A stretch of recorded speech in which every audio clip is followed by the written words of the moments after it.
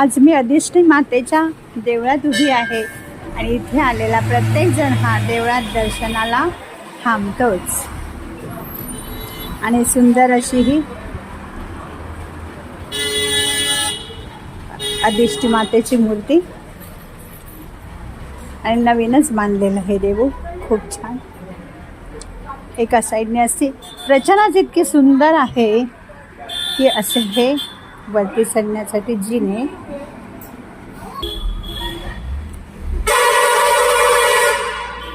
इथून बाप्पाचं दर्शन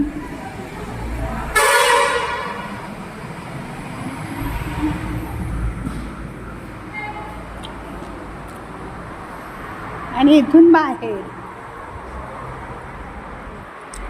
इथून परत हे सगळा दिसणारा सुंदर असा निसर्ग.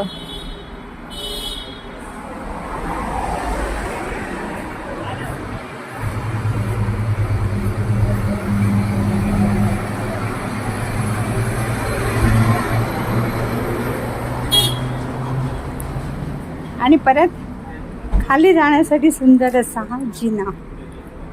बाप्पा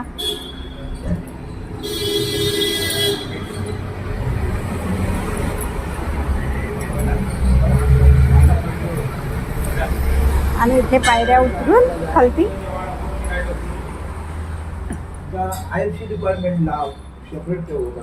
आणि इथल्या ह्या देवळाची सारी रचना त्यासाठी वापरलेला हा सगळा बांधकाम दगड खरंच खूप छान. आज बाप्पाचं नवीन देऊळ झाल्यानंतर पहिल्यांदाच येण्याचा योग आला. देवी पहिल्यांदा लक्षातच नाही आलं की रोज आम्ही नमस्कार करायचो. मग तिथले बाबा म्हणाले की देवी मातेची मूर्ती वरती आहे.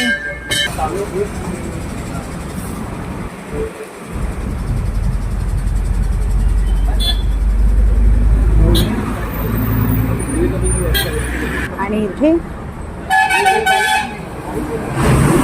दर्शनासाठी आलेले सर्व भक्त. आज या मंदिरात आल्यावर असं वाटतंय की इथून आपण हलूच नाही. इतकं शांत प्रसन्न वातावरण आणि जगणारा हा निसर्ग, ह्या गाड्या आणि सगळ्यांच्या प्रती देवाच्या मनात असणारी श्रद्धा आणि प्रत्येक थांबणाऱ्या गाड्या, हे सारं वातावरण आपल्याला एका पवित्र सात्विक वातावरणात घेऊन जातं. इथे येणारी प्रत्येक गाडी थांबतेच आणि बाप्पाच्या अधिष्ठी मातेच्या दर्शनाला आणि चाळा मंदिरांच्या दर्शनाला थांबते.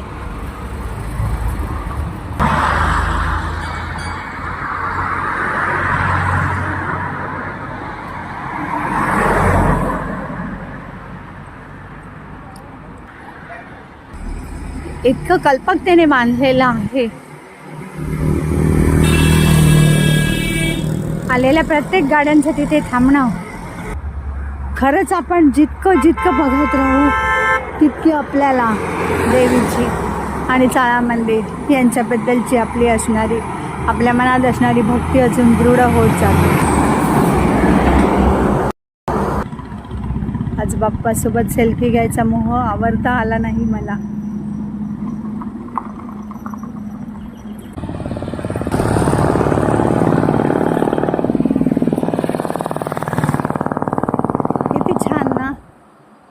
देवी